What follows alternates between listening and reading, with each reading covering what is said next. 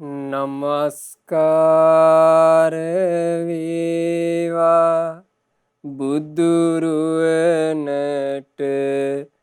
සැමදා බුදු හිමි සරණ යමි.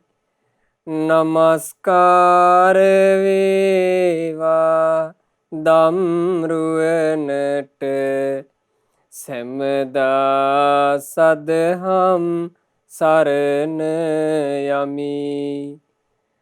නමස්කාර වේවා සංඝරුවනට සැමදා මහා සංඝ සරණ යමි. නමස්කාර වේවා තුනුරුවනට සැමදා තිසරණ සරණ යමි. සාදු සාදු සාදු. අප හැම දෙනාගේ කල්යාණ මිත්‍ර ගුරු දේවෝත්තම පරම පූජනීය පින්වත් ලොකු ස්වාමීන් වහන්සේට අපගේ ගෞරවාදර වන්දනාව වේවා. සාදු සාදු සාදු.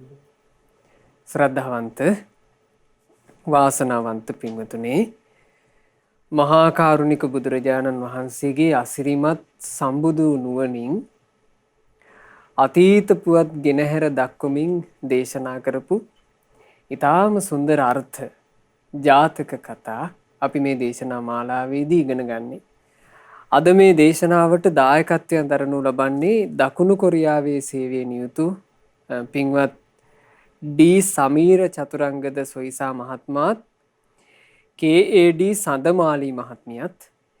ඒ අය මේ ධර්ම දානය සිද්ධ කරන්නේ 2021 සැප්තැම්බර් මාසයේ 30 වෙනිදා හදිසි අනතුරකින් හදිසියේම මරණයට මුහුණ දීපු එස්.ඒ. ගිම්හාන විමුක්ති පුතාට පින් අනුමෝදනා කරන අදහසින්. ඒ පුතාගේ ජීවිතේ හදිසි වියෝවකට පත් වුණා. ඒ නිසා ඒ පුතාගේ ඥාතීන් වන මේ මාමාත් නැන්දාත් විසින් තමයි අද මේ ධර්ම දානය සිද්ධ කරන්නේ. ඒ පුතාගේ පරලෝ ජීවිතයේ යහපත් වීම පිණිසත් සාංශාරික ගමනේ මෙවල් අකල් මරණ වලට මුහුණ දෙන්න සිදු නොවේවා කියන ඒ අදහසිනුයි අද ධර්ම දානය සිද්ධ කරන්නේ. පින්වතුනි, ප්‍රියයන්ගෙන් වෙන්වීම කියන දුකට මේ ජීවිත කාලේ අපි හැමෝටම මුහුණ දෙන්න සිද්ධ වෙනවා. ප්‍රිය අය වෙන්වී යාම. අපි ප්‍රිය බන්ධන ඇති කරගන්නේ පින්වතුනි, ඒ ඇත්ත එක්ක හැමදාම සතුටින් ඉන්න ආසාවේ. අපේ දරුවෝ, අපේ බිරිඳ ස්වාමියා, පෙම්වතුන් පෙම්වතියන්, යාළුවෝ, මේ ඔක්කොම ප්‍රිය බන්ධන. කොටින්ම අපි ගෙවල් වලට තිරිසන් සත්තු ගේනවා හුරතලුන් විදිහට. ප්‍රිය බන්ධන හැදෙනවා. ඒ ප්‍රිය බන්ධනත් එක්ක හැමදාම ඉන්න තියෙනවා නම් අපි ආසයි. අපිත් එක්ක හැමෝම ඉන්නවා නම් එකට අපි සතුටුයි. නමුත් ජීවිතය කියන්නේ එහෙම එකක් නෙමෙයි. සංසාර ගමනේ එක එක්කෙනා තනි තනියෙන් ගමනක් යනවා. එක එක්කෙනාගේ ජීවිත තනි තනියෙන් අරගත්තොත් දුක්ඛිත සංසාර කතාවක් හැම එකකම තියෙනවා. ඒ සාංශාරික කතාවේ එක සන්දිස්ථානයක එක නිවස්නයක අපි ඥාතින් විදියට එකතු වෙනවා. ඒ එකතු වෙලා ඉද්දී එක එක්කෙනා අරගෙන ඇවිල්ලා තියෙන උරුමේ වෙනස්. ඇතැම්මු දීර්ඝායුෂ අරන් ඇවිත් තියෙනවා. ඇතැම්මු අඩු ආයුෂ අරන් ඇවිත් තියෙනවා. දීර්ඝායුෂ අරන් ඇවිත් තියෙන අය අඩු ආයුෂ අරන් ඇවිත් තියෙන අයත් එක්ක ඥාති සම්බන්ධතා, හිතවත්කම්, ප්‍රිය බැඳීම් ඇති කරගන්නවා. වැඩි කාලයක් යන්න කලින් අඩු ආයුෂක් අරන් ආපු කෙනා මේ ලෝකේ අත්හැරලා දාලා යනවා. එතකොට දීර්ඝායුෂ ලැබූ කෙනාට වාවා ගන්න බෑ. අයියෝ මගේ ඥාතියා මාව දාලා ගියා. අයියෝ මගේ ප්‍රියයා මට අහිමි වුණා. ඇතැමුන්ට පිංගුතුනේ සිහි විකල් වෙනවා. උමතු භාවයට පවා පත් වෙනවා. කොයිතරම් සත්‍යයක්ද අපගේ මහා කාරුණික බුදුරජාණන් වහන්සේ ප්‍රියයන්ගෙන් වෙන්වීම දුකකි කියා වදාළේ. ප්‍රියයන් වෙන් වෙලා යනකොට පිංගුතුනේ අපට ඒක දැනෙන්නේ නැද්ද? ශරීරයෙන් කෑල්ලක් ගැලවිලා ගියාට වඩා වේදනාවක් අපේ හදවතට දැනෙන්නේ නැද්ද ප්‍රිය කෙනෙක් අහිමි වෙද්දී? ප්‍රියයන්ගෙන් වෙන්වීමේ දුක. ඒ දුක දැනෙනකොට සම්බුදුරජාණන් වහන්සේගේ බණපද ඇසූ අය විදිහට පින්වතුනි බුදුරජාණන් වහන්සේ ගැනම හිත පහදවන්ට අපේ භාග්‍යතුන් වහන්සේ අපට සත්‍ය වදාලා.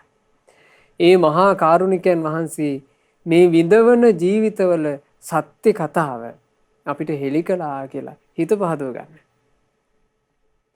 ඉතින් අද මේ ධර්ම දානය සිදු කරන සුපින්වතුන්ලගේ ප්‍රධාන අරමුණත් එක්ක සලකාගෙන මා කල්පනා කළා තමන්ගේ సంతානවල තියෙන ශෝකය තුනී වෙලා යන විදිහේ උතුම් ධර්මයක් ඔබට සිහිපත් කරලා දෙන්න.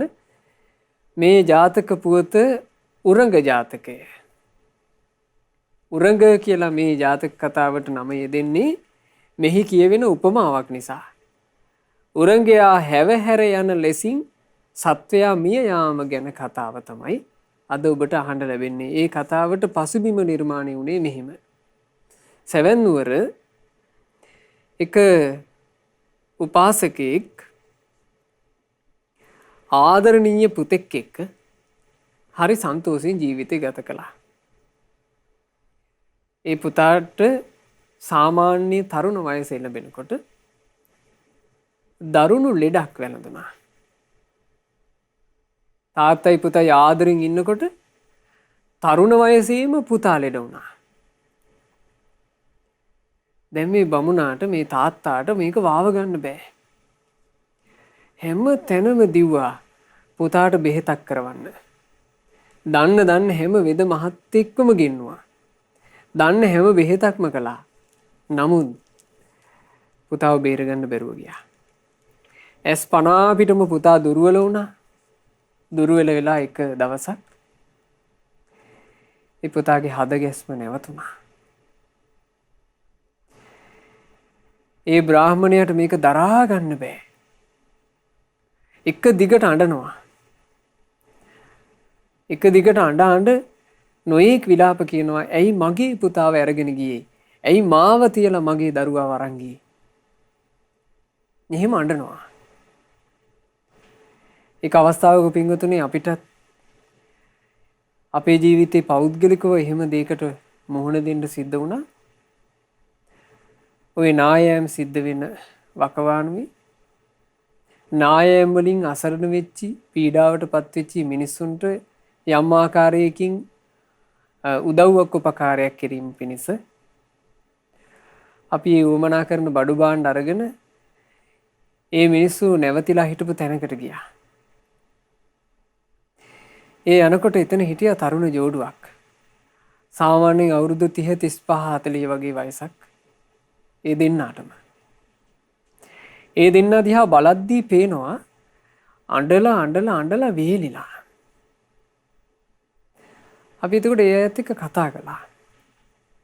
ඒ කතා කිරීමෙන් අපිට ඒ අයගේ කතාව දැනගන්න ලැබුණේ ඒ දෙන්නාට හිටියා අවුරුදු 8කුත් අවුරුදු 11කුත් වෙන දරුවෝ දෙන්නෙක්. වැඩිමලාට 11යි බාලයාට අවුරුදු 8යි.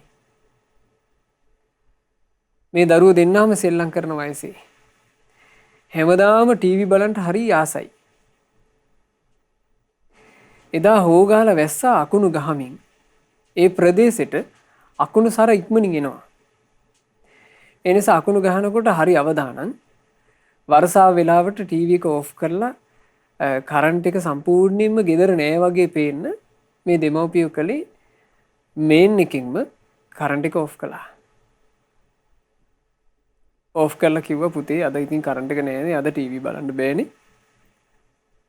අපි අඳුර වැටෙන්න කලින් කෑම ටික කාලා අපි නිදාගමු. අම්මයි තාත්තයි එක්කම අපි නිදියමු කියලා. ඔන්න දරුවෝ දෙන්නට කැව්වා. කවල සාමාන්‍යයෙන් යාන්තම් අඳුර වැටිගෙන එනකොට 6:07 වෙනකොට දරු දෙන්නාව මැද්දේ තියාගෙන මහ දෙන්නා දෙපැත්තේ මේ අය නින්දට ගියා. යාන්තම් එහැ පියවීගෙන එනකොට දරුවෝ දෙන්න හොඳටම නිදි.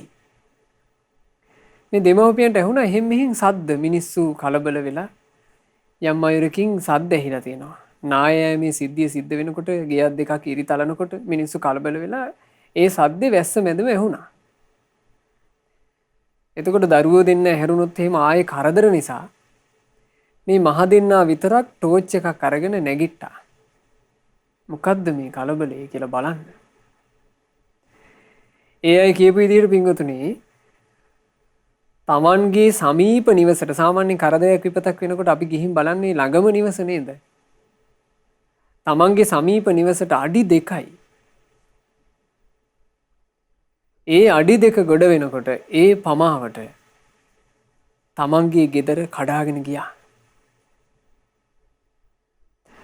දරු පැටවු දෙන්න නිදාගෙන හිටපු නිවස එහෙම්ම කඩාගෙන ගියා. මහ දෙන්නා විතරක් ඉතුරු වුණා. ඒ දරු පැටවු දෙන්න ඇඟවල වලට හේතු වෙලා නිදාගෙන හිටියේ ඒ දරුවන්ගේ උණුහුම ඇඟෙන් යන්න කලින්. ඒ දරුවෝ පස් කන්දකට යට වුණා. බලන්න පිංගුතුනේ ජීවිතේ ඒ දෙන්න අඩද්දී කියනවා අනේ ස්වාමීන් වහන්සේ අපේ දරු පැටවු දෙන්නත් එක්ක අපිත් ගියා නම් කොච්චර දෙයක්ද? ඇයි පිංගුතුනේ වාව ගන්න බෑ. ප්‍රියාය අහිමි වෙනවා කියන එක මේ ජීවිත කතාවේ අපිට මුහුණ දෙන්න තියෙන අතිශයින්ම වේදනාකාරී තැනක්. ප්‍රියාය අහිමි වීම. එතකොට මේ තාත්තටත් එහෙම එකක් උනේ. ආදරය කරපු පුතා තරුණ වයසීම මිය පරලෝ ගියා. දැන් එක දිගට අඬනවා. මහා කරුණික බුදුරජාණන් වහන්සේ සෙවැන් නුවර ජේතවනාරාමේ මහා කරුණා සමාපත්තියට සමවැදිලා ලෝකේ දිහා බලනකොට ඒ බුදුරජාණන් වහන්සේගේ මහා කරුණා නේත්‍රයට මේ තාත්තව හසු වුණා. බුදුරජාණන් වහන්සේ මේ තාත්තාට පිහිට වීම පිණිස ඔහුගේ නිවසට වැඩම කළා. එතකොට ඔහු ඉක්මනින්ම ආසනයක් පනවලා භාග්‍යතුන් වහන්සේ වඩා හිඳෙව්වා. බුදුරජාණන් වහන්සේ අහනවා උපාසක දරුවා නැතුව ගියපු ශෝකය තවමත් උහුලගන්න බැරුව නේද ඉන්නේ? අනේ එහෙමයි ස්වාමීනි. මගේ හදවතේ තාම වේදනාවක් තියෙනවා. ඇයි ස්වාමීනි මෙහෙම දෙයක් මගේ පුතාට මුනේ කියලා මට හිතා ගන්න බෑ. බුදුරජාණන් වහන්සේ වෙලාවේ වදාලා උපාසක බින්දෙන සුළු යම්තාක් දේ මේ ලෝකේ ඇද්ද? ඒ දේ බිඳිලා යනවාමයි. යමක ස්වභාවයේ බිඳී යාම නම් එය බිඳෙනවාමයි. නැසෙන සුළු යම්තාක් දේ මේ ලෝකේ ඇද්ද උපාසකය? ඒ දේ නැසී යනවාමයි. ඊළඟට යම් දෙයක් ජරා ජීර්ණ වෙනවාද? එය ජරා ජීර්ණ වෙනවාමයි. ඒක උපාසකය ඔබේ නිවසට, එක ගමකට, එක පළාතකට, එක නගරයකට, එක රටකට එහෙම තැනකට අදාළ එකක් නෙවෙයි. මුළු සක්වලට මෙහෙමයි කිව්වා. මේ සක්වලේම නැසී යන දේ නැසෙනවාමයි. බිඳී යන දේ බිඳෙනවාමයි. කැඩී යන දේ කැඩෙනවාමයි. උපාසකය මේ අනන්ත අප්‍රමාණ සක්වලේ මේ තුන් භවයේම නොමරී ඉන්න කවුරුත් නැහැ. එහෙම නොමරී සිටින ස්වභාවයෙන් රැඳී හිටින්නට සමත් කිසිවෙක් මේ ලෝකයේ ඇත්තේ නැහැ. සියලු සත්වයෝම මැරී යන ස්වභාවයෙන් යුක්තයි. හැම දෙයක්ම බිඳී යන ස්වභාවයෙන් යුක්තයි. උපාසකය ඕක තේරුම් ගන්න එකයි කළ යුත්තේ. උපාසකය අතීතයේ මහා නුවණැත්තෝ තමන්ගේ එකම එක ප්‍රිය පුත්‍රයාගේ වියෝව පවා උහුලාගෙන හිටියා. අඬන්නේ නැතුව, ඇහැට කඳුලක් අරගෙන එන්නේ නැතුව දුක වැවුවා. දුක උහුලාගෙන හිටියා. සංතාපයට දුකක් කලවම් වෙන්න දුන්නේ නැහැ. හදවත වේදනාවෙන් යුක්ත වෙලා ඇහෙන් කඳුලක් එන්න දුන්නේ නැහැ. අර්ථය සලකලා. ඇඬෙන්නේ පිංගුතුනේ අර්ථය සලකා ගන්න බැරුව ගියොත් නේ. අයියෝ අපිව දාලා ගියා කියලා හිතෙනකොට ඇස්වලට කඳුළු එනවා. මේ කඳුල එන්නේ හදවතේ හටගන්න හිතුවිල්ලත් එක්ක. එතකොට බුදුරජාණන් වහන්සේ වදාලා අතීතේ නම් ඒ නැසී යන දේ නැසී යාම මේ ලෝකේ ස්වභාවයනේ කියලා නුවණැත්තු නිශ්ශෝකීව වාසය කළා උපාසකයෙක් කිව්වා. එතකොට මේ උපාසක මහත්තයා භාග්‍යතුන් වහන්සේගෙන් අහනවා අනේ ස්වාමීනි තමුන්ගේ එකම දරුවා මිය පරලෝ ගියපු වෙලාවෙත් දුක් නොවි හිටපු ඒ නුවණැත්තන්ගේ කතාව ඒක ස්වාමීනි අපට කියා දෙන්නකෝ.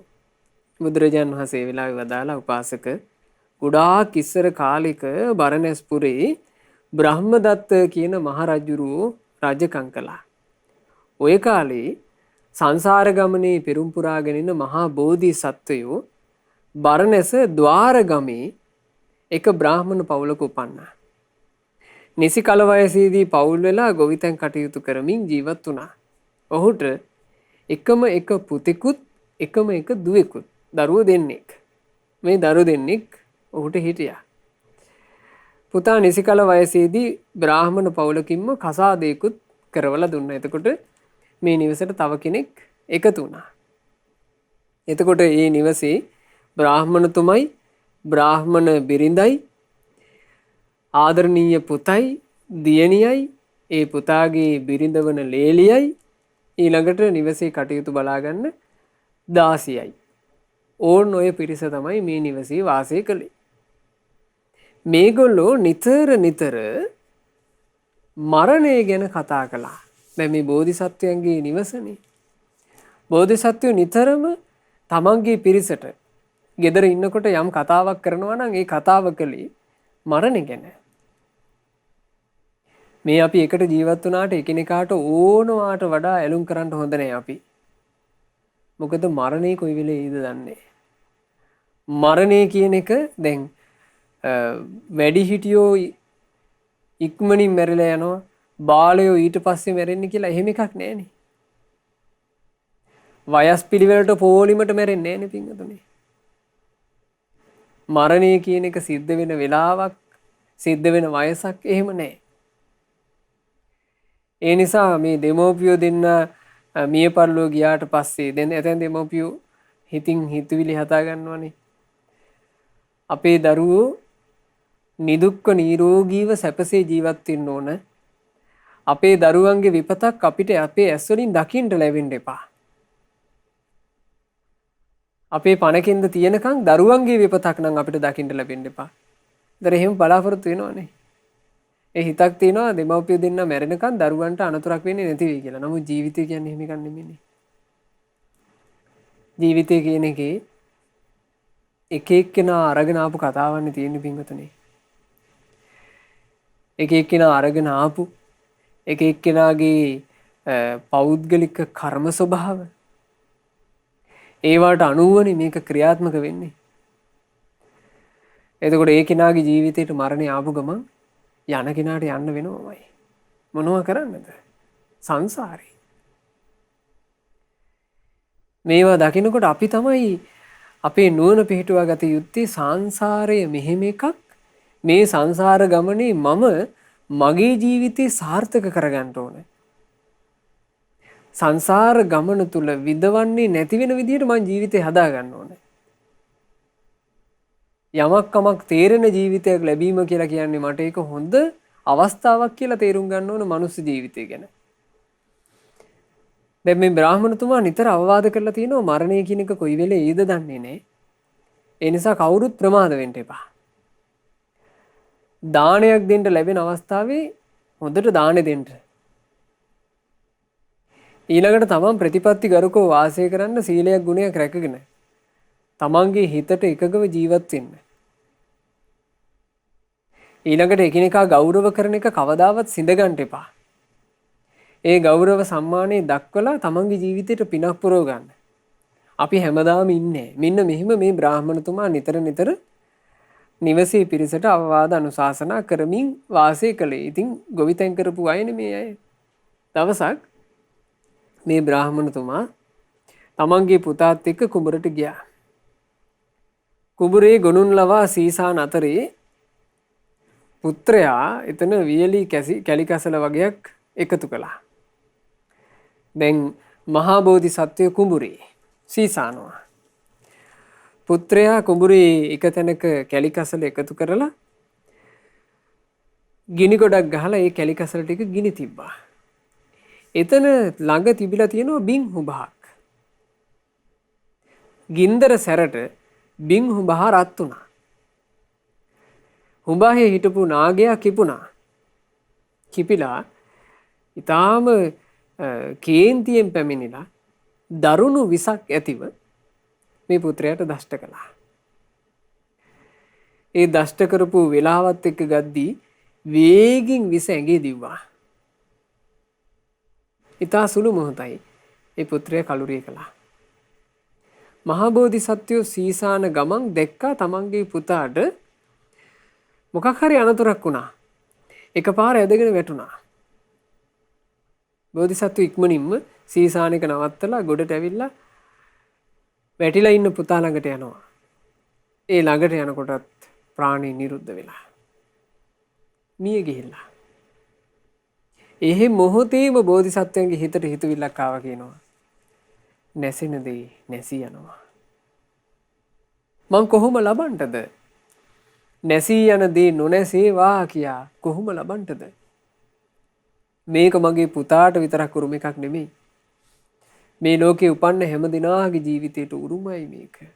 මරණේ. මේ ජීවිතයට උරුමයක් මගේ පුතාට ඒක කලින්ම ආවා.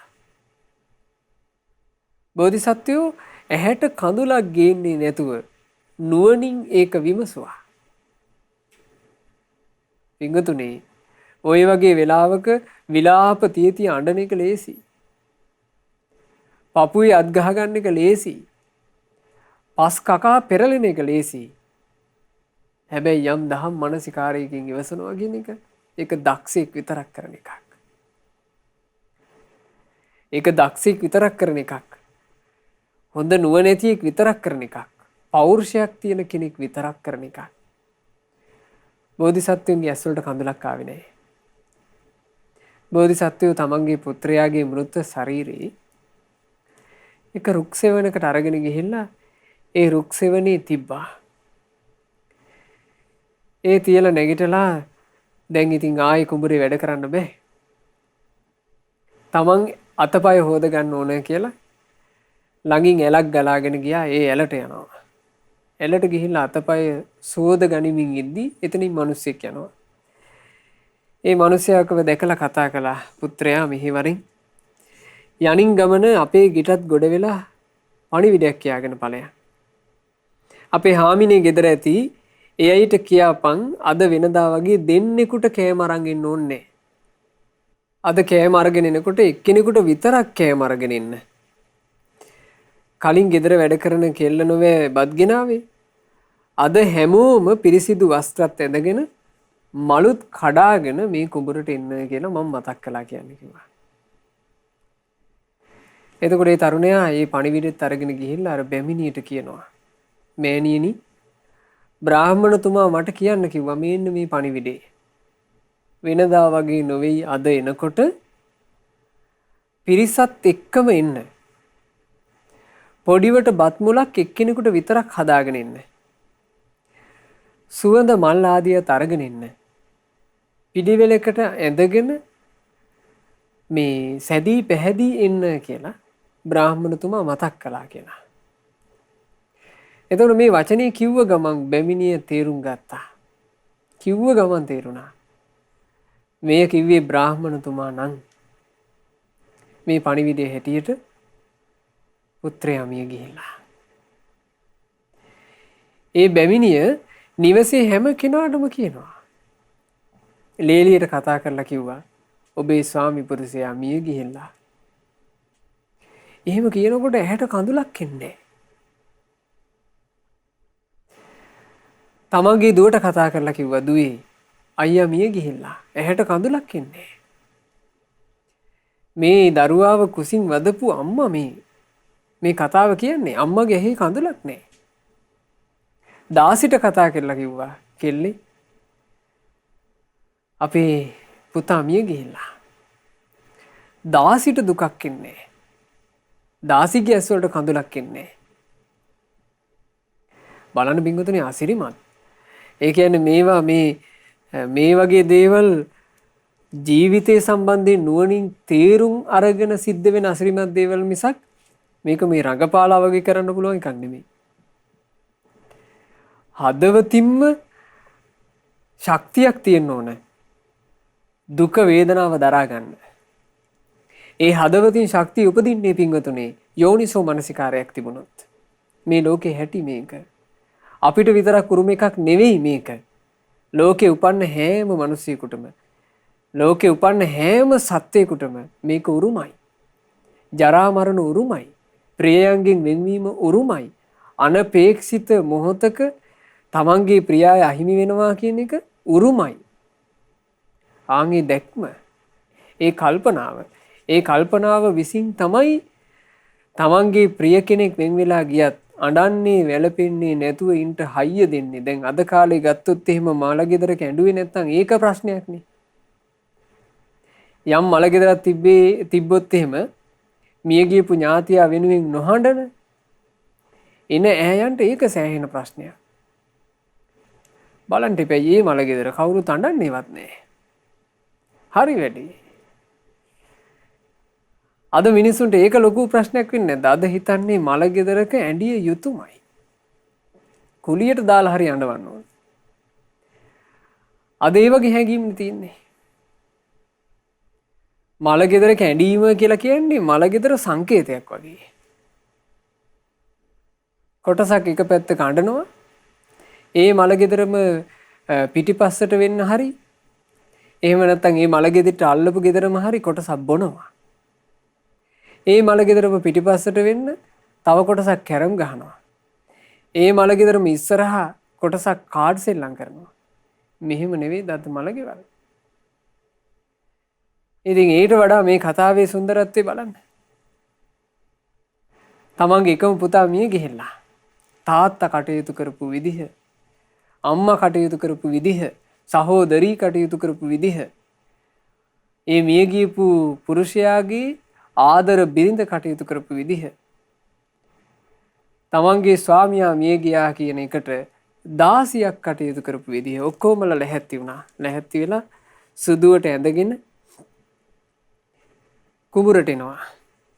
කුඹුරට එද්දී බ්‍රාහ්මණතුමා බෝධිසත්වයෝ මේ මිනිය දවන්ට උවමනා කරන විදිහට සෑය සකස් කරලා ඉවරයි. ඉතින් ඒ චිතකේ නැංගුවා. චිතකේ නංගලා හැම දිනාම චාරිත්‍ර විදි ඉෂ්ට කරලා සුවඳ මල් ආදියක් තැන්පත් කරලා සම්පූර්ණ දරවලින් මේ දේහය වහලා දේහය වෙනුවෙන් දක්වන්න ඕන ගෞරවය දක්වලා දේහය දවන්ට සූදානම් වුණා. දැන් ඔන්න දේහේ වටේ පැදකුණු කිරීම ආදිය කරලා දේහයට ගිනි තැබීම කළා. දැන් මේක ගිනි ගන්නවා. මේ ගිනි ගන්න මොහොත වෙනකොට මිය පරලෝ ගියපු පුත්‍රයා ජීවත් වෙලා ඉද්දී ගුණධර්ම සහිතව වාසය කරපු නිසා පෞතිසාවේ උපන්නා. සක්දෙව් පදවිය ලබාගෙන. ඒ පින්වන්තයන්ගේ ජීවිතවල ඒක සිද්ධ වෙන්නේ පින්වතුනි මෙහෙන් සක්දෙව් පදවියට සුදුස්සෙක් මිය පරලෝ යනකොට එහෙ සක්දෙව් පදවිය දරන කෙනාගේ ආයුෂය අවසන් වෙනවා. සක්දෙවිඳු වෙලා උපන්නා. සක්දෙවිඳු වෙලා උපන් සැනින්ම ඒ මොහොතේම ඒ සක්දෙවිඳු තමන් පෙර ගත කරපු ජීවිතය ගැන බලනවා. තමන් හදිස්සියම නාගයේ දෂ්ට කරලා මිය ගියා නේද කියලා දකිනවා. දැන් තමන්ගේ දෙමව්පියෝ කොයි විදිහට කටයුතු කරන්නේ කියලා ඒ ගැන අවධානය යොමු කරනකොට පේනවා කාගේවත් ඇස්වල කඳුලක් නැහැ. කවුරුත් අඬන්නේ නැහැ. හැමෝම ජීවිතයේ ස්වභාවය මෙයයි කියලා සිහි කරලා සංවේගයෙන් ඉන්නවා. ඒ වෙලාවේ තව තවත් මේ අයව ධර්මයට උනන්දු කරවන්න ඕන කියලා සක්දෙවිඳු එක බමුණෙක්ගේ වේශයක්ම වාගෙන මේ මිනිය දවන තැනට එනවා. මිනිය දවන තැනට ඇවිල්ලා ඒ බ්‍රාහ්මණයගෙන් අහනවා බ්‍රාහ්මණ ඔය මොකක්ද ඔය කරන්නේ? එතකොට ආවේ ඍෂිවරයෙක් නිසා බෝධිසත්ව බ්‍රාහ්මණතුමා කියනවා ස්වාමී අපි මේ එක්තරා මිනිස්සෙක්ව ආදාහනය කරනවා. නෑ වෙන්න බෑ. ඔහෙලා මිනිස්සෙක්ව ආදාහනය කරනවා කියන එක වෙන්න බෑ. මට නම් හිතෙන්නේ මේ මොකෙක් හරි මැරිච්චි සතෙක්ව පුච්චනවා වගේ ආහාරයට අරගන්න. ඔහෙලා මේ මට බොරු කියන්නේ මාත් කොටහක් ඉල්ලයි කියලා නේද? නෑ ස්වාමී. මේ තිරිසනෙක් නොවේ. අපි මේ ආදාහනය කරන්නේ මිනිස්සෙක්. එතකොට අර ඍෂිවරයා කියනවා පුදුමයි. ඔහෙලාට කිසි ගාණක් නෑ මිනිස්සෙක්ව ආදාහනය කරනවා කියලා. ඇස්වල කඳුලක් නේ මේ වෛරක්කාරයෙක්වත් එහෙනම් මේ පුච්චන්නේ. ආපෝ නෑ ස්වාමී. මේ වෛරක්කාරයෙක් නෙවෙයි. මේ මගේම පුත්‍රයා. මගේ පුතාගේ ශරීරයයි මම මේ ආදාහනය කරන්නේ. එහෙනම් ඔහෙලාට ඒ පුතාව එපා වෙලා ඉන්න ඇත්තේ. අපේ පුතා ජීවත් වෙනවාට වඩා හොඳයි මැරිලා ගියා නම් කියලා හිතාගෙන හිටපු එකෙක් වෙන්නේ නැති මේ මැරිලා තියෙන්නේ. නෑ ස්වාමී. මගේ පුතා හරි ගුණගරුකයි. මගේ පුතා හරි යහපත් ජීවිතයක් ගත කළා. ඒ යහපත් ජීවිතයක් ගත කරපු මගේ පුතාට හදිසියේ නාගයෙක් දෂ්ට කරලා මිය ගියේ. ඔහු මට කිසිම කරදරයක් පීඩාවක් කරපු අප්‍රසන්න වෙච්ච දරුවෙක් නෙවෙයි කිව්වා.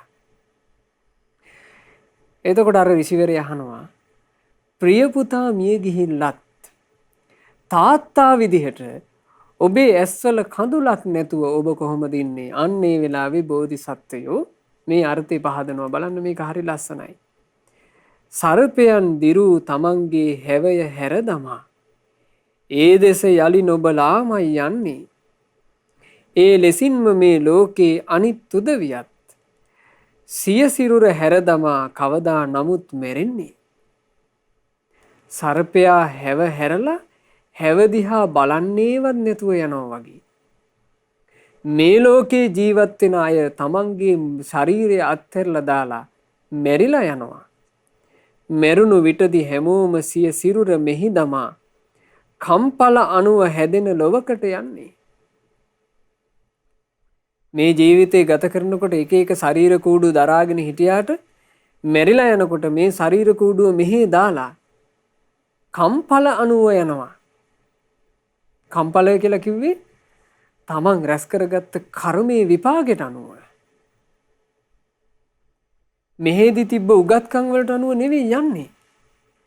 මෙහෙදි තිබුණු ප්‍රසිද්ධියට අනුව නෙවෙයි යන්නේ.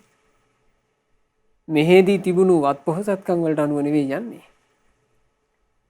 තමන් රැස් කරගත්ත කර්මයට අනුව. නිරයන් පාප කම්මන්තා පව් කරගත්ත උදවියට නිරේ දොරටු ඇරෙනවා. පුඤ්ඤ කම්මාච සුගතින් පින් කරපු අයට සුගති ద్వාර ඇරෙනවා. මේක තමයි ජීවිතේ. ගින්නේ දැවෙන්නේ සිත නැති දරකඩක් බඳු කුණු වී යන සිරුරක් පමණයි. මේය වටකට නෑයෝ වැළපුණත් කොපමණ මලකඳ නෑ කිසිවක් දන්නේ. එනිසයි මං ශෝක නොකොට ඉන්නේ. එයා ඊළඟ උපත වෙත ගියා. ඔන්න තාත්තා කියපු එක. බෝධිසත්වයෝ කිව්වේ ඔහොම.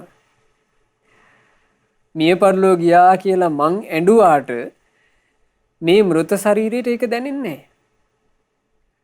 මගේ පුත්‍රයාට සැලසෙන යහපතකුත් ඇත්තේ නැහැ. එයා වෙනත් ලෝකයකට ගියා. ඉතින් මම මොකටද දන්නන්නේ? එතකොට අර ඍෂිවරයා බෝධිසත්වයන්ගේ කතාවෙන් සෑහීමකටපත් වුණා.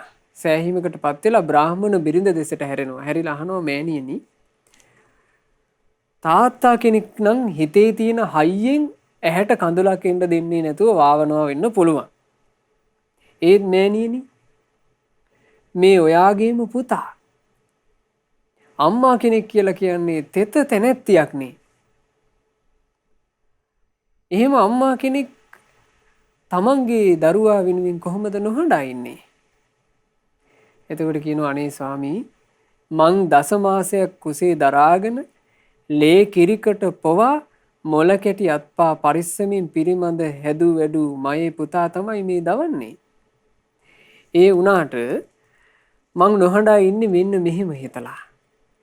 වෙන ලෝකක ඉඳන් මගේ කුසට මේ පුතු ආවේ මං හඳුනාගෙන එන්ට කීවේ නෑ. අපේ කුසට දරුවෝ ඉන්නේ පින්වතුනේ අපි අඳුනගෙන අහවල් ලෝකෙන් මගේ පුතා මෙහෙට එනවා කියලා දැනගෙන නෙවෙයිනේ. අපි අපේ දරුවන්ව කැඳවා ගන්නේ නෑ පුතේ ඔයා මගේ ළඟට එන්න කියලා. කර්මානුරූපව සාංශාරික ගමනේ යන යම් සත්වයෙක් අම්මා තාත්තා දෙන්නෙකුට දාව උපදින්නේ. යම් හෝ සත්වයෙක් වේල පහින් කිසිම දැනුම් දීමක් නොකොට ගියානේ පුතු මෙලොවින් යන්ට. එයා මෙලොව ආවේ අපටත් නොකියාමයි. අත්හැර ගියෙත් මෙලොව ඒ අයුරින්මයි. සංසාරේ ගමන තියෙන්නේ මෙලෙසින් නම් මේ ගැන මං ඇයිද හඬන්නේ? සංසාරික ගමනේ ඇරයුමකින් තොරවම ආවා. ඇරයුමකින් තොරවම ගියා. මේක නම් සංසාර කතාව. මොකක් හේතු කරගෙන දඬන්නේ කියලා අහනවා. පින්වතුනි මේකනේ සංසාර කතාව. මේ හොඳට ඉන්නවා ඊළඟ මොහොතේ යනවා. අපි එක වීඩියෝ පටයක දැක්කා. තරුණ යුවලක් පාරේ කතා කරමින් යනවා. ඒ දෙන්න කතා කරමින් ඇවිද යනකොට ඒ දෙන්න දන්නෙත් නැහැ. දුර ඈතක අනතුරක් සිද්ධ වෙලා ඒ අනතුරෙන් වේගෙන් යන රථයක වාහනේ රෝදේ ගැලවිලා. ගැලවුණු රෝදේ වේගෙන් එනවා. ඒ පැමිණෙන රෝදේ එක තැනකින් උඩට ඉස්සිලා උඩින් ඇවිල්ලා. රිම් එකත් එක්ක හුලම් පිරිච්චි බර රෝදයක්. අර කතා කර කර යන තරුණයයි තරුණියයි දෙන්නගෙන් තරුණයාගේ ඔළුව උඩම වදිනවා. වේගෙන් එන රෝදයක්. ඔළුව උඩම වදිනවා එතනම. බලන්න ජීවිතේ. සාමාන්‍යයෙන් අපි ගමනක් යනකොට නම් පින්වතුනේ අපි ඥාති සමූහයට දැනුම් දීම් කරලා යනවා. මං යනවා අහවල් දවසේ මං ගිහින් අහවල් දවසේ එන්න බලාපොරොත්තු වෙනවා. මරණේ එහෙම නෑනේ.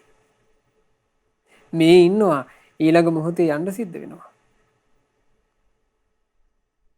මොකක් හරි කටයුත්තක් කරලා ඉන්නම් කියලා පාරට බහිනවා. පාරේ අනතුරක් වෙලා මැරිලා යනවා.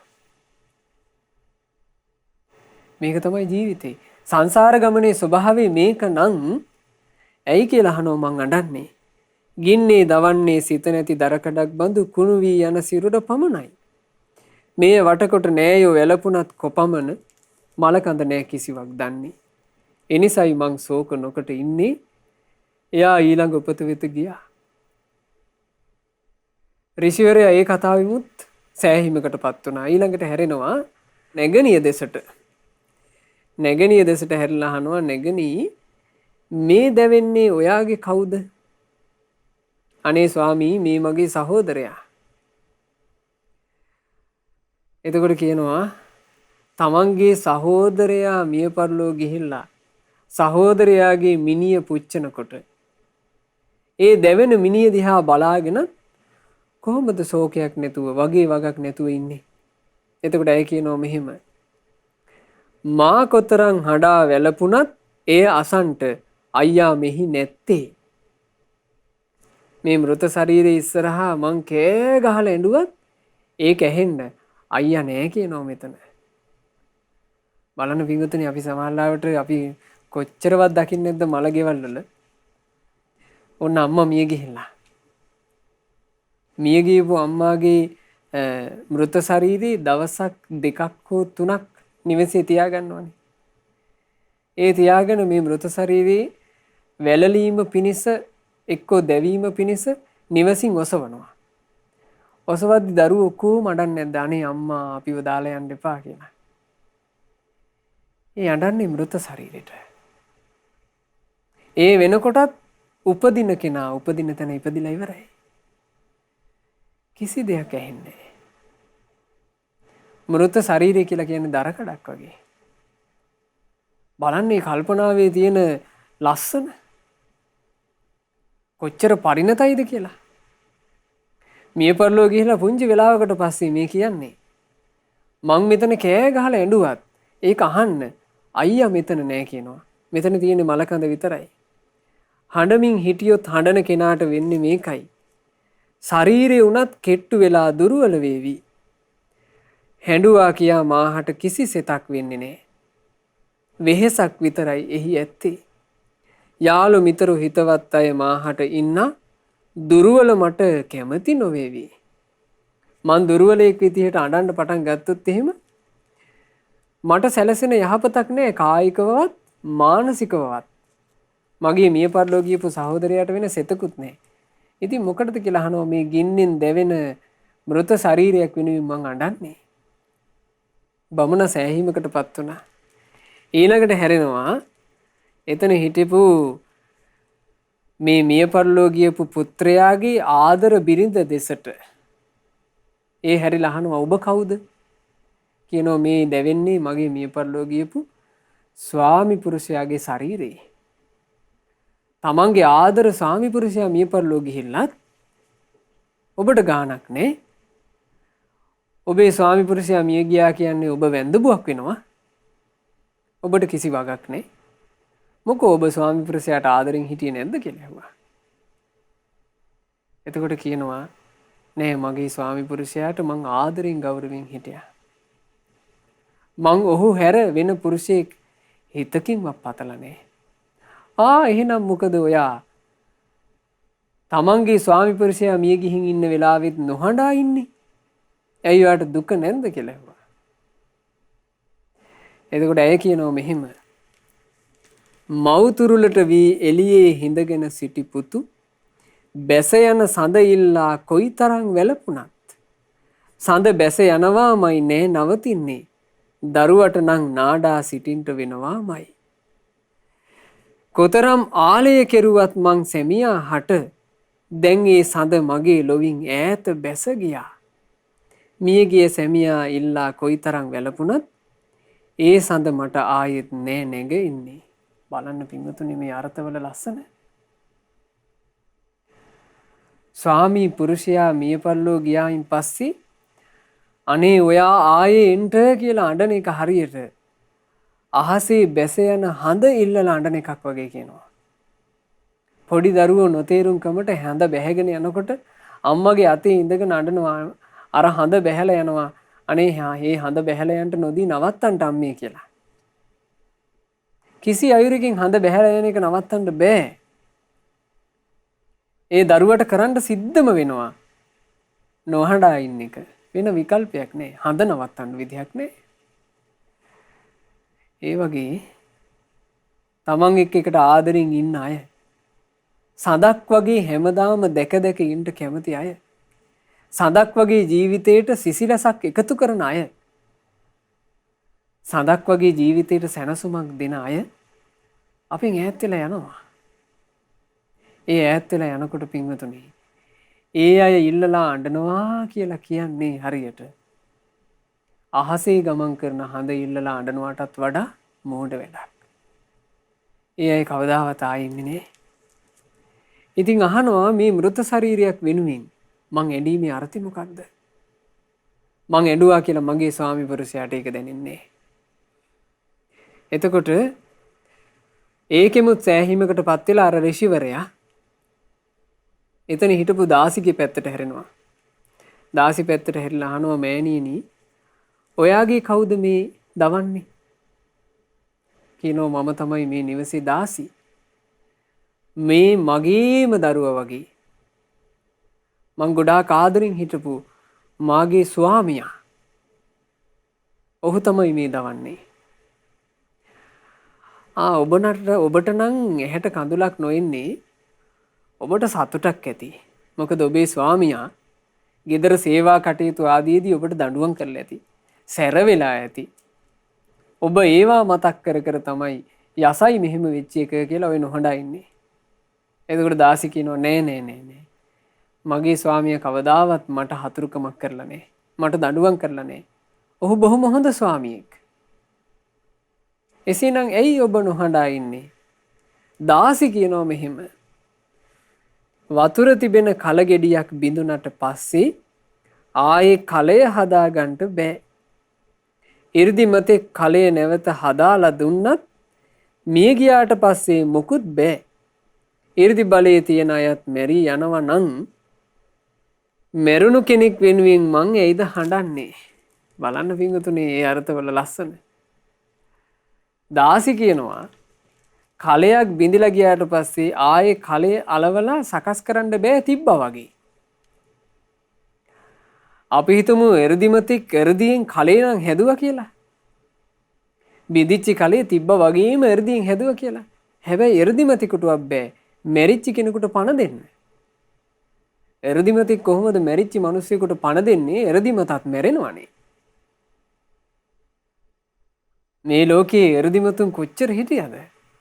ඒ එ르දිමතුන් ඔක්කොම මරණය ඉස්සරහා මේ ජීවිතේ දාලා යන්න ගියානේ. එ르දිමතුනුත් මිය පරලෝ යනවා නම්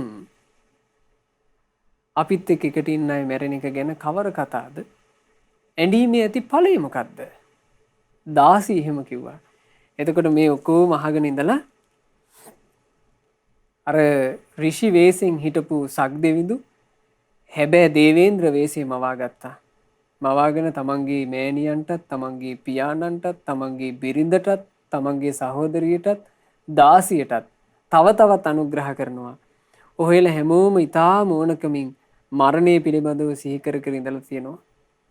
ඒක හොඳට හිතේ තැම්පත් වෙලා තියෙනවා.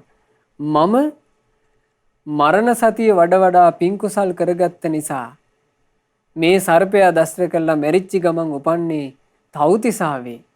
ඒ නිසා තව තවත් මරණ සතියෙන් වඩන්ට තව තවත් හොඳට පින් කරගන්නට කියලා අවවාද කරලා සක්දිවිඳු එදා නොපෙනී ගියා.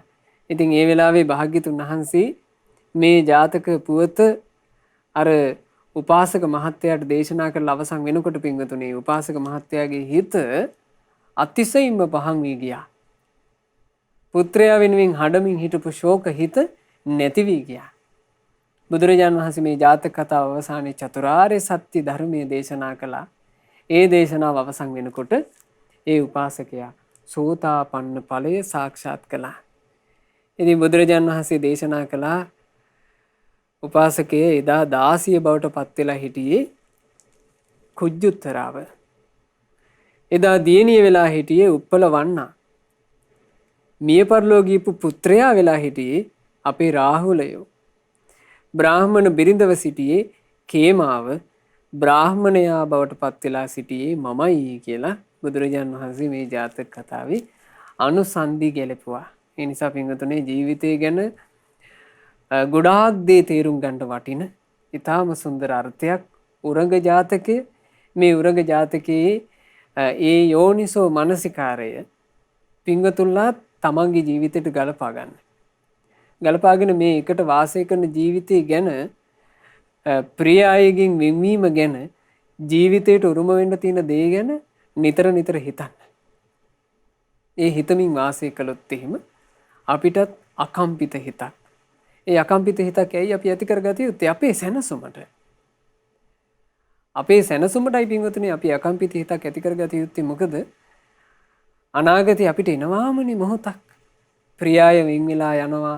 ඒ වෙන් වෙලා යනකොට ඒ දුක උහුලන්ට වෙනවා කියලා වෙලාවක් නේ. අපි ආදරය කරන අය වෙන් වෙනවා කියන එක අපිට උරුමයක්. ඊළඟට ආදරය කරන අය මෙහෙ ඉද්දි අපිට යන්න වෙනවා කියන එක උරුමයක්. දැන් හිතන්න අපි මෙහෙම ජීවත් වෙද්දී ඔන්න අපිට හදිසියෙ ඇඟ ඇතුලෙන් වේදනාවක් ආවා. අපි ගිහින් වෛද්‍යවරු ලව්වා පරීක්ෂා කරලා බලනවා. බලද්දි වෛද්‍යවරු කියනවා පිළිකාවක් පැතිරිලා. මේ පිළිකාව පැතිරිලා තියෙන හැටියට නම් බේරගන්න අමාරුයි. තව මෙච්චර මාස ගාණක් ඇතුලේ මිය යාවි. එහෙම කියනවා. ඔහොම කතා වෛද්‍යවරු බොහෝ වෙලාවට රෝගියාට කියන්නේ. රෝගියාගේ ඥාතියෙක් ගෙන්නලා තමයි කියන්නේ. මේ ලෙඩාට නම් ආයෙ වැඩි ආයුෂක් නැහැ කියලා. ඇයි වෛද්‍යවරු එහෙම කියන්නේ නැත්තේ? වෛද්‍යවරුන්ට දැන් වර්තමානයේ වෛද්‍යවරුන්ට හැඟීමක් තියෙනවා. ඒක කිව්වොත් ලෙඩාට දරා ගන්න බෑ. ඇයි එහෙම හැඟීමක් තියෙන්නේ? ඇත්තෙන්ම මිනිස්සු ඒක දරා ගන්න තරම් පරිණත නෑ. පින්වතුනි අපිට එහෙම එකක් වුණොත් එහෙම අපි මේ ජීවිත කතාවේ පරිහරණය කරන ඔක්කොම ටික දාලා යන්න බෑ.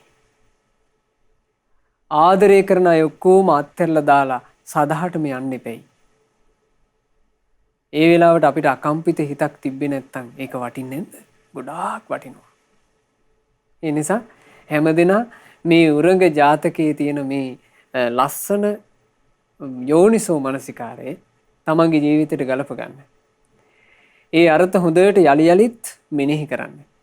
මෙනෙහි කරලා තමන්ගේ ජීවිතයට සැනසුමක් එකතු කරගන්න උත්සාහවත් වෙන්න. අපිට මේ ගෞතම බුදුරජාන් වහන්සේගේ සුන්දර ශ්‍රී සද්ධර්මයේ ජීවිතයක් පරිණත භාවයට පත් කරන සද්ධර්මයේ මුණ ගැහිච්ච ජීවිතේ අපි හැමදෙනාට අපේ ජීවිතවලට පිහිට පිරිසරණ රැකවරණය හදාගන්න වාසනාව ලැබෙත්වා. සාදු සාදු සාදු. රැස් කළා වූ සියලුම පුණ්‍ය ධර්මයන් සක් දෙවිදුන් සතර වරම් දෙවිවරු සෙම්පති දෙවිවරු ප්‍රධාන සියලු දෙවි දේවතාවුන් සියලු බ්‍රහ්ම කායික දෙවිවරු අපගේ ඉෂ්ඨකාමී හිතකාමී සියලු දෙවිවරු පහන් සිත් උපදවාගෙන පින් අනුමෝදන් වෙත්වා. පින් අනුමෝදන් වන දෙවියෝ දිව්‍ය සැපයෙන් වැඩෙත්වා. ඒ දෙවියන්ගේ නිරන්තර රැකවරණයත් ආශිර්වාදයත් අපි හැම දිනාට දෙවියෝ සලසා දෙත්වා. දෙවියෝද සංසාර දුකින් අත මිදෙත්වා. සාදු සාදු සාදු. ගුරු දේවෝත්තම කල්යාණ මිත්‍ර පරම පූජනීය පින්වත් ලොකු ස්වාමීන් වහන්සේට පින් අනුමෝදන්ව නිදුක් නිරෝගී සුව සැලසේවා. දීර්ඝායුෂ සම්පatti සැලසේවා. ගෞතම සාසනය තුල උතුම් වූ චතුරාර්ය සත්‍ය ධර්මය සුවසේම අවබෝධ කරන්ට පරිපූර්ණ වශයෙන්ම අවබෝධ කරන්ට වාසනාව ලැබෙත්වා. සාදු සාදු සාදු. රැස් කළා වූ සියලුම පුණ්‍ය ධර්මයන් 2021 සැප්තැම්බර් මාසයේ 30 වන දින හදිසි මරණයකට මුහුණ දුන් පින්වත් එස්.ඒ. ගිම්හාන විමුක්ති ආදරණීය පුතුණුවන්ට මේ සියලුම පුණ්‍ය ධර්මය අනුමෝදන් වෙලා ඒ පුතාගේ පරලෝ ජීවිතේ සැපයෙන් සැපයටම පත්වෙත්වා. මෙවන් අකල් මරණයකට මේ සාංසාරික ගමනේ ගොදුරු නොවීම පිණිස ඒකාන්ත වශයෙන්ම මේ ධර්ම දානමේ පින ආශිර්වාදයක් වෙත්වා. ඉක්මන් භවයකදීම සංසාර ගමනින් නිදහස් වෙන්න වාසනාව ලැබෙත්වා කියන ප්‍රාර්ථනාවෙන් ඒ පුතාට පින් අනුමෝදනා සිදු කරන්න. ඒ වගේම රැස් කළා වූ සියලුම පුණ්‍ය ධර්මයන් තමන්ගේ නමින් මිය ගියා වූ සියලු ඥාති වර්ගයාට අනුමෝදන් වෙලා ඥාතින්ගේ පරලෝ ජීවිත සැපයෙන් සැපයටම පත්වෙත්වා කියන අදහසින් අපි පින් අනුමෝදන් කරමු. රැස් කළ සියලුම පුණ්‍ය ධර්මයෝ මේ ධර්ම දානය සිද්ධ කරන පින්වතුන්ලා බලාපොරොත්තු වෙන ආකාරයෙන් දකුණු කොරියානු රාජ්‍යයේ මහමෙවුනාව භාවනා අසපුවල වැඩ වාසය කරන ඒ පින්වත් ස්වාමීන් වහන්සේලා සියලු දෙනා වහන්සේට මේ සියලු පුණ්‍ය ධර්මයන් අනුමෝදන් වෙත්වා. මහමෙවුනා වාසී රටලෝක වාසී සිළුගුණ පුරන මහා සංගරුවන පින් අනුමෝදන්ව පින්වතුන් වහන්සේලා නිදුක් නිරෝග සුවයම ලබත්වා. දීර්ඝායුෂ ලබත්වා. මේ සම්බුදු සසුන තුලම ධර්මාවබෝධයෙන් සැනසෙන්න වාසනාව ලැබෙත්වා. සාදු සාදු සාදු. ධර්ම දානයේ සිදු කරන දකුණු කොරියාවේ සේවයේ නියුතු පින්වත් සමීර චතුරංගද සොයිසා මහත්මයාටත් KAD සඳමාලී මහත්මියටත් එස්.ඒ. දෙනෙත් විමුක්ති එස්.ඒ. ගගනී අලංකා ගයුක ඉදුසර මාරගොඩ සඳින දිනුසර මාරගොඩ එන්.එච්. තෙවෝන් මන්දිල් යන ඒ දූදරුවන්ට මේ සියලු පින් අනුමෝදන් වෙත්වා. විශේෂයෙන් ඒ දූදරුවන්ට මේ සියලු පුණ්‍ය ධර්මයන්ගේ ආශිර්වාද බලයෙන් රත්නත්‍රයේ ආශිර්වාදයෙන් සියලු දෙවියන්ගේ ආශිර්වාදයෙන් අධ්‍යාපන කටයුතු ආදී ජීවිතයේ සියලු යහපත් දේ සාර්ථකව සිද්ධ කරගන්න අවකාශ ලැබෙත්වා. ඒ දරුවන්ගේ ජීවිතේට උතුම් සත්පුරුෂ ඇසුරම ලැබේවා. අසත්පුරුෂ ආශ්‍රයයට කිසි කලෙක ජීවිතේ නැඹුරු නොවෙත්වා. බුදුරජාණන් වහන්සේගේ සරණ ලැබූ ශ්‍රාවක දූල පුතාලා බවට පත් වෙලා සම්බුද්ධ ශාසනය පිළිසන් ලබන්ට ඒ දරුවා හැමදෙනාට වාසනාව ලැබෙත්වා කියලා අපි ආශිර්වාද කරනවා. සෙත් ප්‍රාර්ථනා කරනවා. ධර්ම දානීය සිදු කරපු ඒ දකුණු කොරියාවේ සේවයේ නියුතු පින්වතුන්ලාට කිසි කරදරයකින් බාධාවකින් තොරව ඒ සියලු කටයුතු සුවසේ සාර්ථකව සිදු කරගන්නට අවකාශ සැලසෙත්වා. ධර්ම දානීය සිදු කරපු පින්වතුන්ලාගේ පවුල්වල සියලු දෙනාටත් තමන්ගේ ජීවිතයේ සියලු අභිවෘද්ධීන් සියලු සාර්ථකත්වයන් ඇති වෙත්වා. රැකී රක්ෂා ආදියත් දරුවන්ගේ අධ්‍යාපන කටයුතු ආදියත් සර්ව ප්‍රකාරයෙන් සඵල වෙත්වා. තවදුරටත් බාධා කරදර වලින් තොරව සුවසේ පින් කර ගන්නට ලැබෙත්වා. සුවසේ ධම්මග දියුණු කර ගන්නට අවකාශය සැලසෙත්වා. ධර්ම දානයේ සිදු කරපු පින්වතුන්ලාටත් ශ්‍රද්ධා මාසික ධර්ම දාන සමාජික පින්වතුන්ලාටත් ශ්‍රද්ධා කාර්ය මණ්ඩලයේ සෑම සියලු දෙනාටත් ඒ වගේම සුපින්වත් ඔබ හැමටත් ගෞතම සාසනය තුලම ධර්මාවබෝධ කරන්ට වාසනාව ලැබෙත්වා. හැම දිනාටම තෙරුවන් සරණයි. නමෝ බුද්ධාය. මෙවැනි වටිනා ධර්මදේශනා ශ්‍රවණය කිරීමට ශ්‍රද්ධා ඩේලි YouTube චැනලය සබස්ක්‍රයිබ් කරන්න.